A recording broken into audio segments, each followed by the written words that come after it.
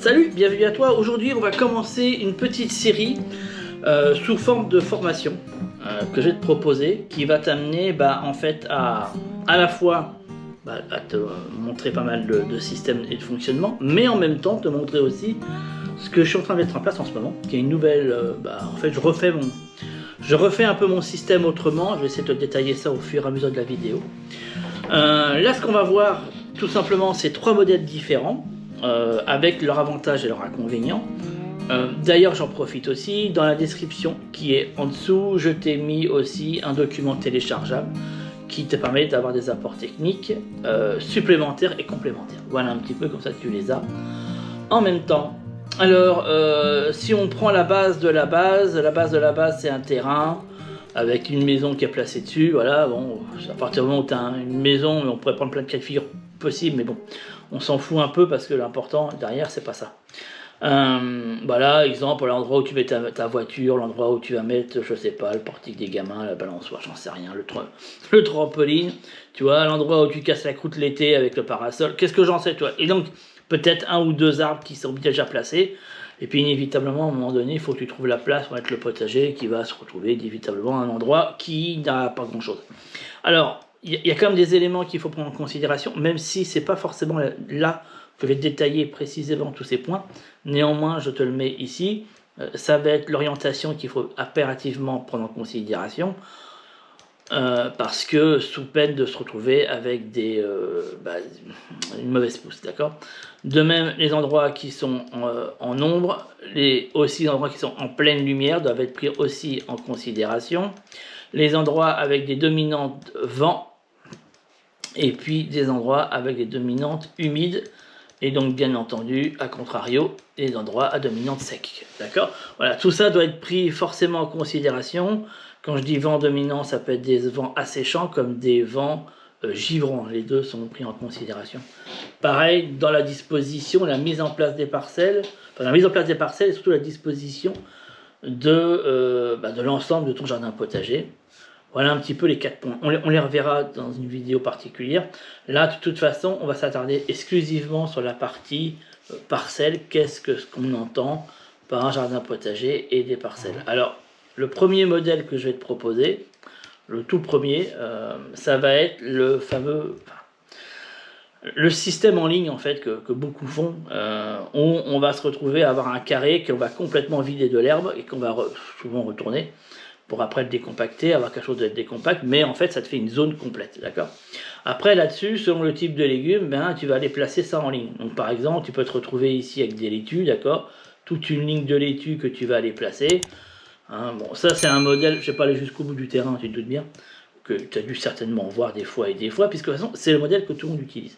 D'accord. Et après on laisse un petit emplacement, et par exemple on va aller placer une ligne de radis. Voilà, après on pourrait s'amuser à se dire, tiens, juste après, allez hop, soyons fous, je me fais, quoi qu'en jaune, c'est peut-être pas la meilleure des couleurs, bon bref, on s'en fout.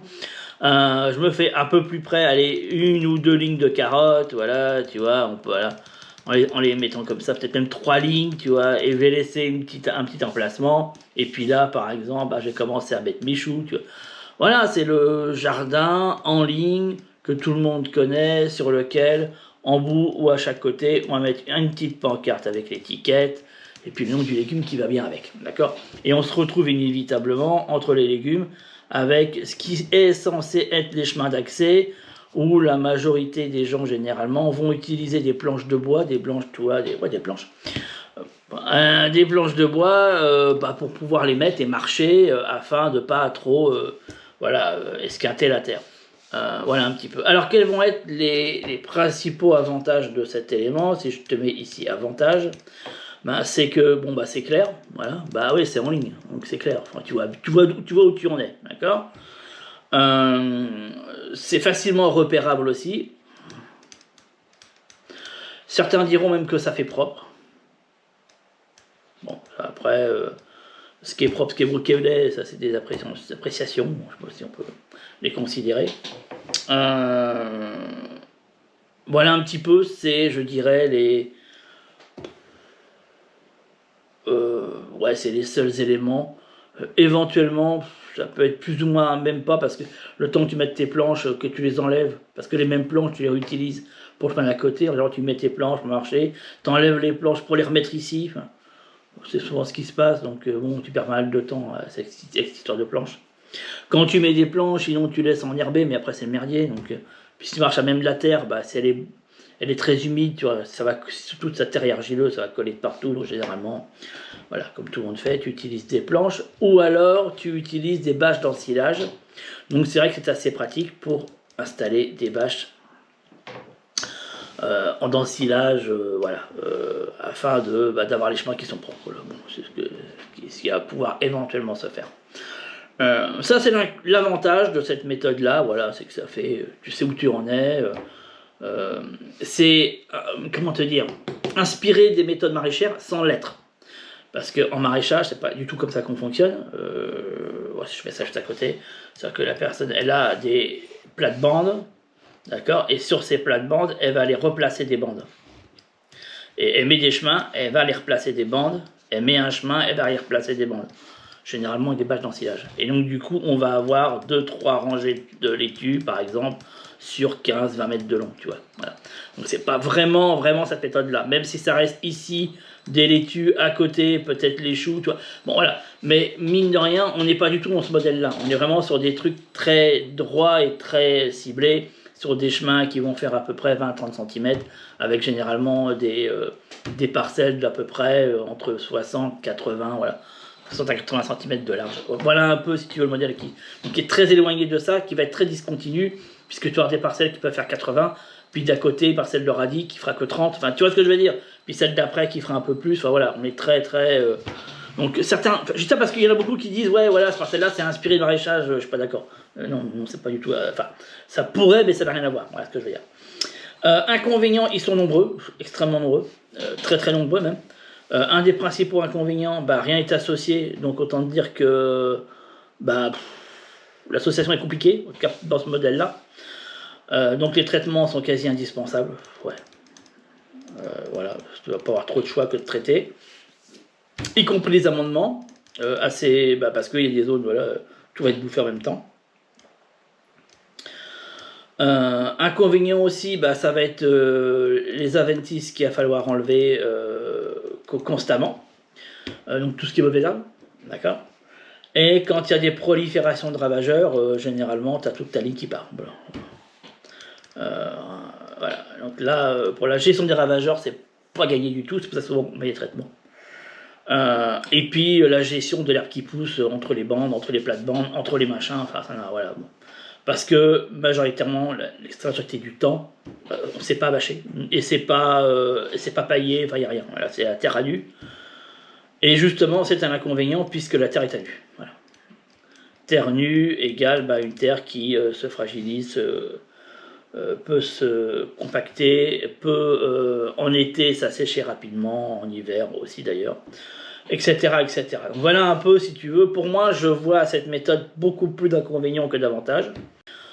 Hormis le simple fait qu'effectivement, on ne peut pas le dénier, ça fait propre. Voilà. Mais, vu le nombre de désavantages qu'il y a par rapport à ça, j'ai envie de te dire, je préfère quand ça fait pas propre. Ensuite, deuxième système. Ok, ça comme ça, ouais, voilà. J'en suis où je suis là, voilà. Le deuxième système, il va être, on reprend le même modèle. À la différence, c'est que là, on est vraiment très proche de ce qu'on va faire en maraîchage, puisqu'on va faire des plates-bandes.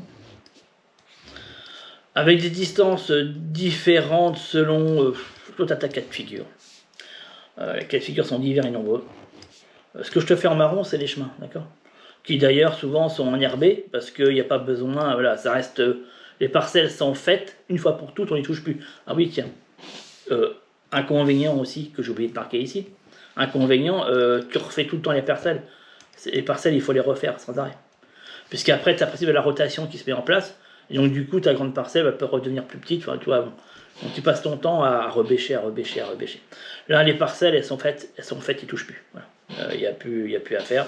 Dans les dimensionnements, je parle, d'accord.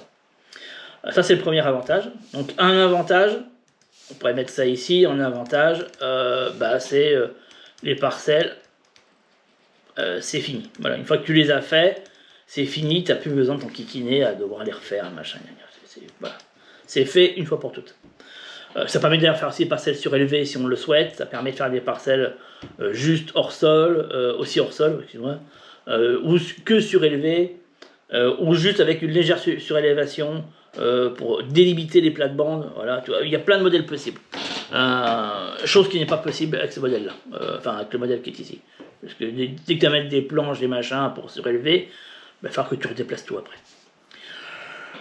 Donc ça c'est le grand avantage. Ensuite, sur la parcelle en elle-même, ça va être travaillé différemment. On n'a plus une parcelle par légumes, ce qui est vraiment la grosse différence avec un système maraîcher. Mais on va avoir un système par association. Donc du coup, ça veut dire qu'on va avoir souvent je voulais faire ça avec une couleur différente. On va souvent avoir un gros légume qui va être au centre. Tout dépend après l'orientation de ta parcelle. D'ailleurs, ce modèle-là fonctionne très très bien à partir du moment où tu dois faire des buts de culture aussi d'ailleurs. Donc si tu dois faire des buts de culture, c'est parfait. Voilà. Et puis on va aller plutôt travailler en circonférence. Sur les côtés, on met des légumes un peu plus petits et encore plus petits, et près des bords, vraiment au ras du sol.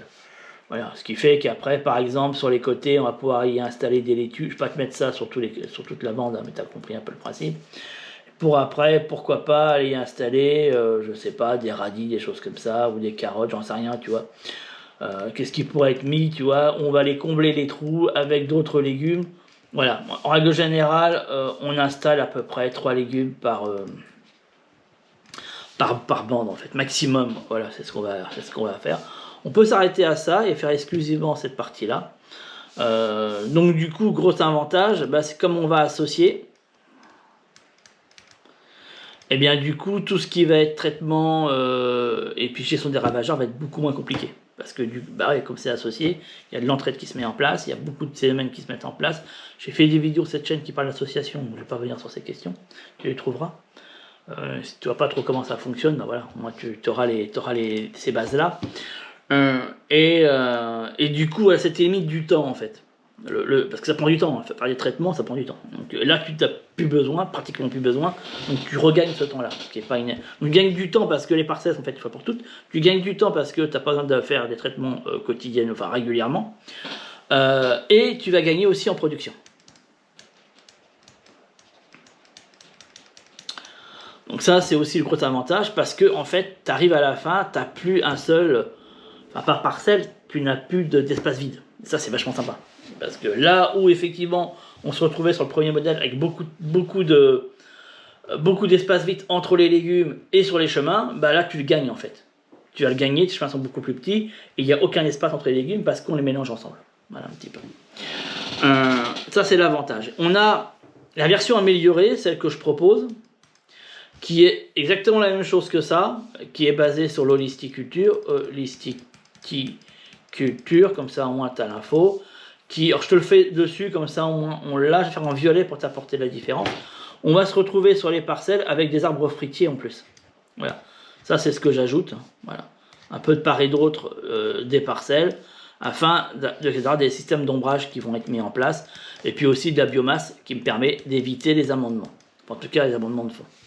Voilà, qui amèneront beaucoup de biomasse par les branches, les feuilles, etc. Et aussi encore à nouveau une meilleure gestion des ravageurs parce que les arbres attirent beaucoup plus de vie, donc on a un mélange.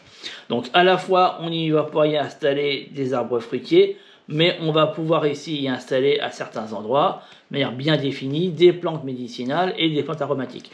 Donc c'est cet ensemble-là, si tu veux, de plantes médicinales aromatiques, arbres, arbustes, arbrisseaux, haies, et légumes qui est au même endroit et qui forment ce principe qui est l'holisticulture. Tout cet élément-là n'a un seul et même but, avoir un jardin totalement naturel, ça veut dire dans lequel on y fait pratiquement, voire quasi aucun entrant. Voilà, c'est l'objectif, il est là.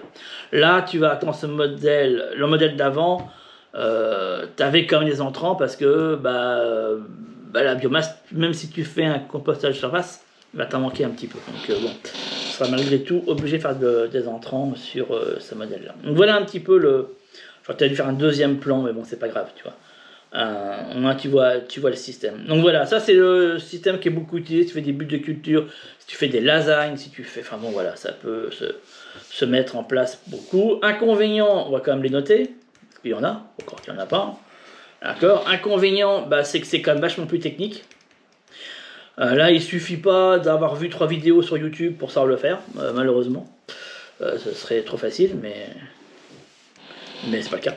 Voilà, c'est un peu plus technique. Je dirais entre guillemets un peu plus savant. Alors je m'explique quand je dis ça parce que souvent, quand on débute, c'est le retour qu'on me faisait. On me disait oh là là, il y a des notions scientifiques complexes. Moi je trouve pas, mais bon après. Donc ouais, c'est un peu plus savant parce que il va falloir tenir compte comment dirais-je, de la planification, des systèmes d'association, de ce qu'est-ce qui s'associe avec ou pas, tenir compte des espèces locales. Enfin, il y a tout un tas de bazar à tenir compte qui rend l'aspect peut-être un peu moins facile d'accès que taper des légumes bêtement en ligne. Tu vois ce que je veux dire? Voilà. Voilà, il n'y a pas besoin d'être un génie pour comprendre ce modèle-là. Là, je ne vais pas dire que ça doit être un génie, c'est pour ça que je te dis, c'est vraiment entre guillemets, mais il va falloir un peu plus se mettre dedans. Voilà, on n'a pas envie de se prendre la tête. Au début, je parle. Hein. Bon, ça va être un peu foireux. Et c'est ce qui fait d'ailleurs que ce modèle-là foire réellement très souvent chez les débutants, parce qu'ils vont pas se donner, l'opportunité de, je dirais un truc, ouais, d'apprendre quoi. Donc voilà, donc ça c'est le modèle permaculture, voilà, celui qui était juste avant, d'accord, ça je te le mets, permaculture, et celui où je t'ai rajouté les arbres, c'est holisticulture. Voilà, c'est basé là-dessus. Donc il faut se mettre dessus, il faut comprendre les mécanismes, comprendre le vivant, comprendre les interactions entre les plantes et le vivant, et les plantes et les animaux, enfin tu vois, voilà, il y a beaucoup de notions techniques et scientifiques à intégrer pour que ça fonctionne. Voilà, taper juste des légumes en associé ne suffira pas, je te le dis. C'est ce qui fait que beaucoup se plaignent en disant ça marche pas, c'est de la merde. Non, c'est parce que les gars, vous n'y allez pas du tout. Mais bon, voilà. Le modèle d'avant, si tu veux pas te prendre la tête, voilà, c'est carrément ce qu'il faut faire. Voilà, tu fais ta ligne de laitue, ta ligne de radis, ton ligne de machin. Il n'y a pas besoin de. Voilà, il y a juste à respecter les distances et en plus, elles sont notées sur le sachet. Donc tu n'as vraiment aucune excuse. Voilà. Bon, par contre, derrière, il va falloir traiter, il va falloir ceci, il va falloir cela. Bon.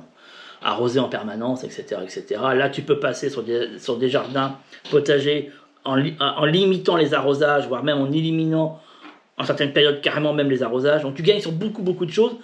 Je dirais que pour moi aussi, ça c'est un avantage, et l'ajouter aussi ici, c'est un gain de temps. C'est-à-dire que si tu n'as pas beaucoup de temps à passer au jardin, si tu n'as pas de temps, tu dis ouais, mais moi j'ai pas de temps à faire un potager, alors clairement fais ça. Si tu n'as pas de temps, fais ça. Parce que le temps, comment t'expliquer ça, ce qui va te demander le plus de temps, c'est au démarrage comprendre la méthode. Une fois que tu as compris la méthode, après, ça va super vite. Mais vraiment, ça va super vite. Ça, ce modèle-là, si tu n'as pas le temps, oublie. Tu passes tes journées, en fait, entre arroser, traiter, enlever les herbes, rebiner, enfin, laisse tomber, tu passes des journées entières. C'est clairement un modèle plutôt pour les retraités, pour moi. Quelqu'un d'actif qui fait ça, alors c'est tout petit, tu vois, mais bon, dans ce cas-là, ça n'a pas grand intérêt. Si c'est petit, ouais, tu vas faire 3 laitues, 4 radis, ça va pas donner grand-chose. Là, clairement, c'est plutôt le modèle pour les gens actifs, voilà, qui travaillent, qui ont des gamins, qui ont jamais le temps, voilà, la journée elle est passée vite, et les week-ends aussi vite, voilà, c'est au top. En plus, c'est pratique parce que les enfants, ils peuvent travailler dessus avec toi, enfin, c'est l'idéal pour plein de trucs, parce que voilà, du coup, comme ça, il n'y a pas de produits qui traînent, avec des billes bleues et des machins que les gamins pourraient éventuellement foutre dans la bouche. Enfin, tu vois, il y a beaucoup d'avantages derrière tout ça. Bon. Mais il faut juste au départ avoir un peu de courage et se dire, allez, je me mets dedans et je cherche à comprendre. C'est pas insurmontable du tout. Mais bon, voilà, on est comme dans une époque où, voilà, dès qu'il y a un effort à fournir, c'est toujours compliqué, mais je vais faire comme le dire. Le troisième et dernier modèle s'appuie sur quelque chose. Attends, oui, il y a d'autres inconvénients, je vais me le marquer. C'est que ça fait désordre. Ouais, alors même si tu mets ça en ligne, il y a un moment donné, tu as plein de trucs qui vont se mélanger, mettre des étiquettes là-dessus, tu vois. Bon,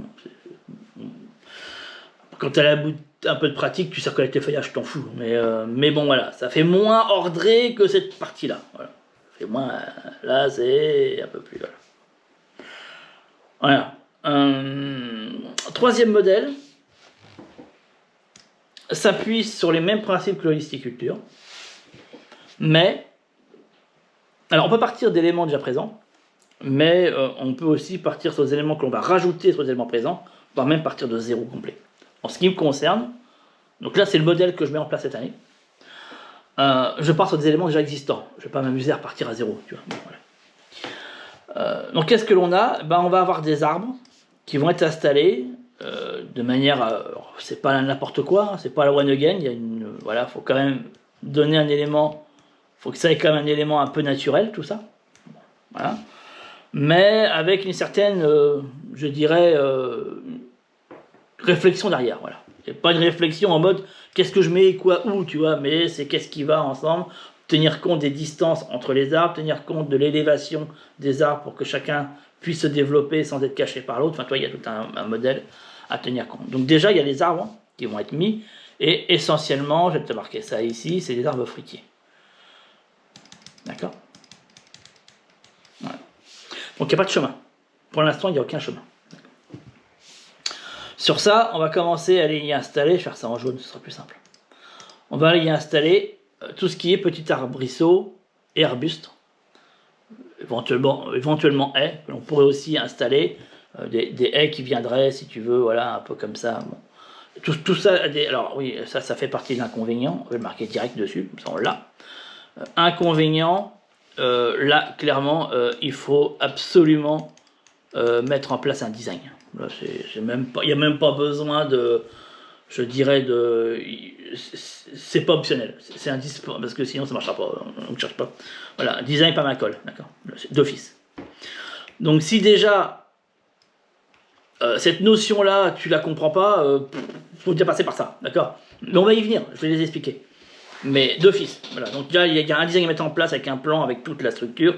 Donc dans ce plan-là, on reprend, ce que je t'ai vu au début, orientation, ombre, lumière, vent, humidité, sèche, machin, tout ça doit être parfaitement maîtrisé, avec les endroits humides, endroits secs, etc. Pour savoir quel type d'arbres et de plantes on met, quelles sont celles qui acceptent plein soleil, le mi-ombre, le ombre, terrain sec, terrain humide, parce que sinon tu vas à la catastrophe. Donc voilà, donc ça c'est l'inconvénient. Effectivement, c'est pas donné au premier PECO venu, il y a une formation de base à avoir. Ça c'est un peu l'inconvénient. Deuxième temps, on met en place, comme je t'ai dit, des haies et des arbrisseaux, des arbustes, voilà, qui vont venir s'installer autour de ces arbres un peu plus grands. D'accord, si je te mettais un système, on serait, si on prenait vue de face, on serait sur un système. Oh putain, j'ai pas fait ça avec la bonne couleur, quel couillon. Des fois ça s'appuie pas. Bon bref, on s'en fout. Tu vois, des arbres plus grands, des arbres un peu plus petits, voilà, et des petits machins, et puis des plantes. Voilà un petit peu, si tu veux, comment ça va être installé, avec le sud qui est ici, le nord qui est là, voilà, d'accord. C'est ça que je suis en train de reproduire vu du ciel, ok. Donc là, je suis en train d'installer des choses comme ça, des choses comme ça, d'accord, voilà. Et qu'on va aller installer tout autour des grands arbres. Okay. Donc dans les fruitiers, ça va être tout ce qui est haute tige, d'accord, c'est ce que je t'ai mis ici. Après, on va aller travailler les demi-tiges et basse-tiges. Voilà un petit peu comment on fonctionne. Pareil, c'est des notions que je reviendrai dessus. Ces questions de haute tige, demi-tige, basse-tige, en fait, c'est des hauteurs d'arbres. D'accord. Voilà. Et donc, c'est ce qu'on va retrouver, si tu veux, pour que chaque essence, espèce et variété puisse retrouver sa lumière, son soleil et son développement.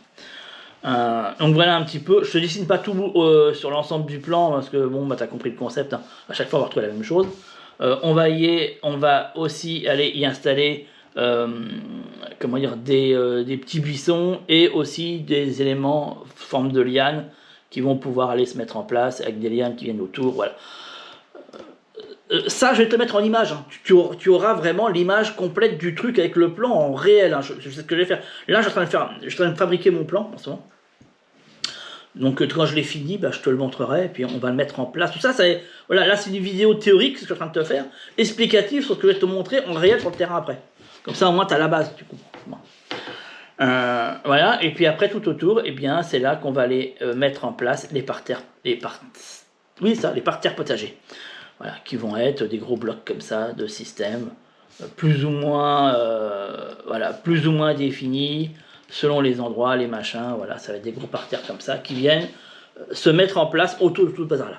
Voilà un petit peu. Donc ce qui fait que une fois que tu as mis tout ça, Après là-dessus, viennent s'installer les points d'eau, qui peuvent être des espèces de grandes mares qui viennent se mettre, d'accord, qui peuvent être des puits, des fontaines, des machins, tout ça on l'installe aussi à l'intérieur. Donc on a les arbres, on a les arbustes, les arbrisseaux, on a les plantes médicinales, on a les lianes, on a les légumes, et éventuellement, si tu veux pousser le truc jusqu'au bout, tu peux même faire en sorte qu'il y ait des champignons qui s'installent, c'est même vachement conseillé. Et là, tu arrives à un système, tu vas dire, mais tu es en train de nous montrer le système de la forêt comestible, et c'est exactement ce que je suis en train de t'expliquer. C'est le principe de la forêt comestible, exactement. Voilà, et à la fin, sauf que là, toi, je te l'ai un peu vulgarisé de manière à ce soit compréhensible, parce que très souvent, totalement, je sais pas comment ils s'arrangent les mecs qui expliquent ça, mais c'est complètement incompréhensible le truc. Et une fois que tu as fait tout ça, à la fin, c'est là que tu traces tes chemins. Donc tes chemins, tu vas dire, bah tiens, pour aller me rendre là, par exemple, ici c'est des choux, ici ça peut être des laitues, un exemple, ok, c'est pas obligé d'être ça, mais ça peut être ça. Bien, tu te dis, tiens, voilà, je vais faire un chemin pour aller comme ça, voilà, hop, et puis là ça vient comme ça, tu vois, puis là ça fait à peu près le tour, bon, voilà. Puis là pour aller cueillir les machins, on va passer comme ça fera un peu le tour, puis là pour aller à la mare, bah, c'est un chemin, voilà, tu vois un petit peu, puis à la fin, bah, tu viens aller tracer tes chemins, l'idéal c'est tout laisser enherber, et puis tu traces tes chemins au coupe-fil, comme ça au moins c'est fait. Et après, tu peux mettre des pas japonais. Après, enfin, si tu veux, après en termes de design, il y a beaucoup de choses qui peuvent être faites, selon les budgets que tu as, le temps alloué pour le faire.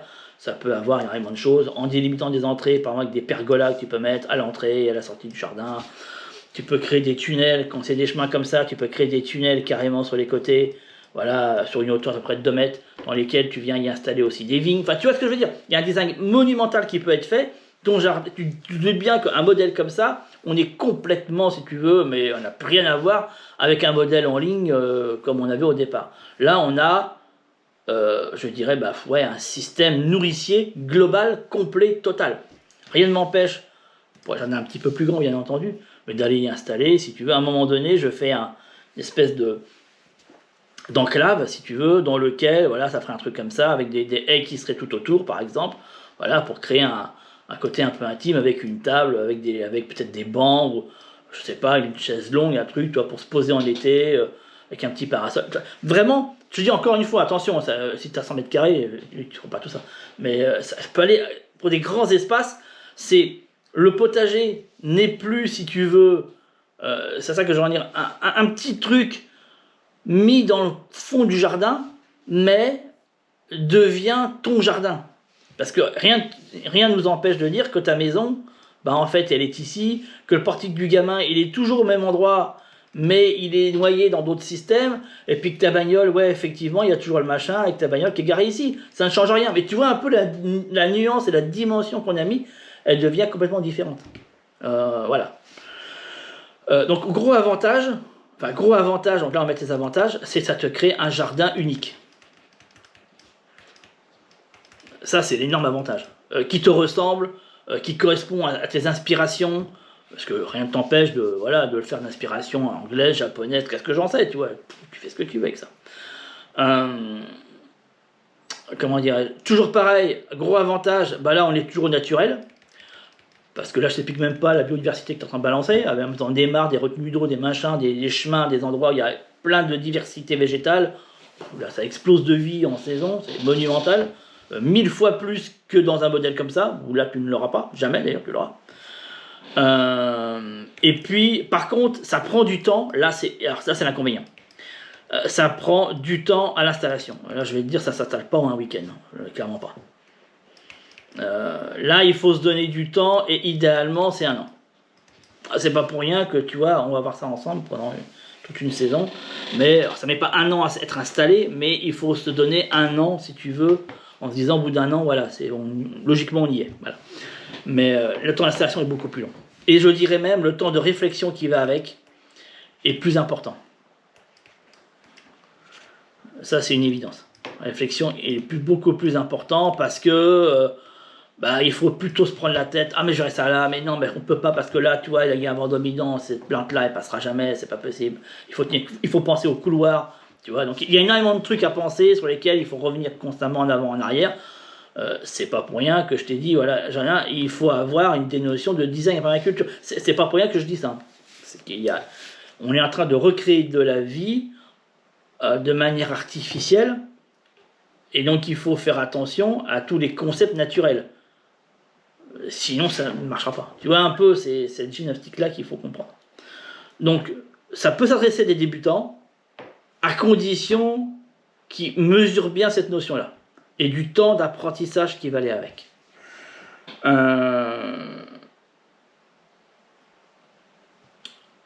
Comment dirais-je, un inconvénient qui peut ne pas en être un, oui, là ça fait ambiance jardin anglais. Donc déjà, si t'aimes pas cette ambiance-là, fais pas ça, hein, parce que c'est exactement ce qui va se passer.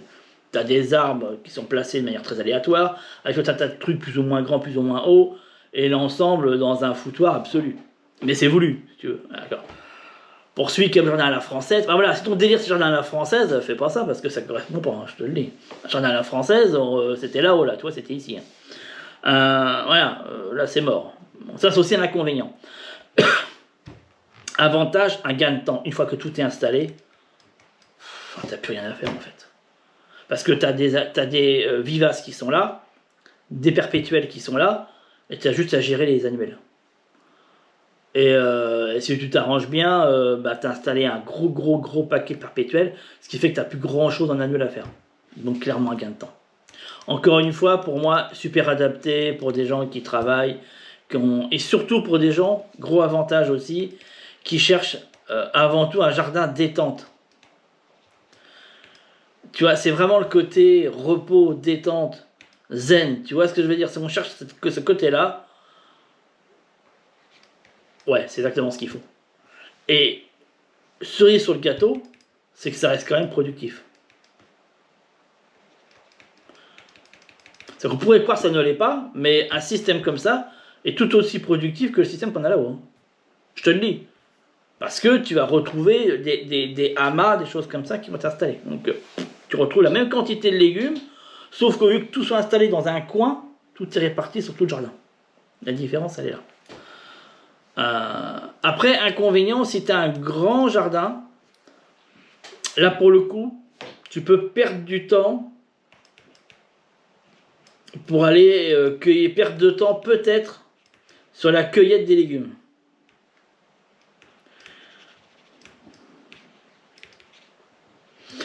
En même temps, si tu as bien tenu compte du principe d'un design permaculture, tu as bien respecté les zones par rapport à la zone 0, la zone 1, la zone 2, et la zone 3, et la zone 4, ainsi de suite. Donc en toute logique, tu as pris ça en considération. Tu as évité de foutre le poulailler en zone 3, par exemple. Tu vois, voilà. Surtout si tu as un jardin qui fait 1000 m². Tu as eu la présence d'esprit d'aller installer le poulailler pas trop loin de la maison. Tu vois. Bon, bref, voilà. Et puis, puis tout ce qui est légumes... comment dirais-je, journalier, voilà, pareil, tu vois, tu vas pas aller mettre les laitues dans le fond, mais tu vas plutôt aller installer les laitues près, tu vois. Et puis les courges, c'est là où tu iras les installer là-bas, les pommes de terre aussi, tu vois. Enfin bon, voilà, après, pour ça je te dis, il y a quand même des notions de design à tenir compte.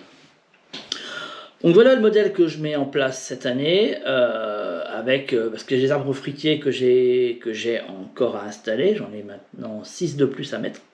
Donc tout ça va se organiser, je vais te faire des images, des films, tu vois, ça va.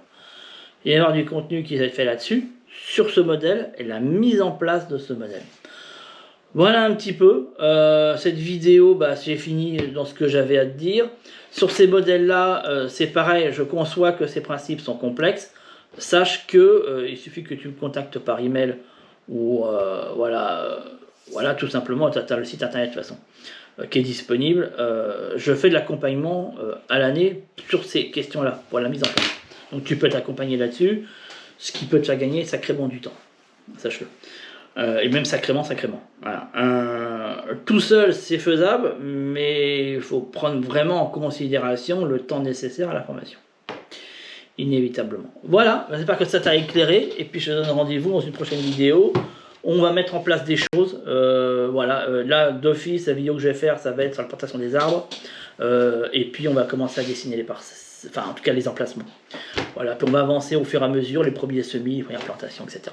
Je te laisse, à très vite, ciao ciao.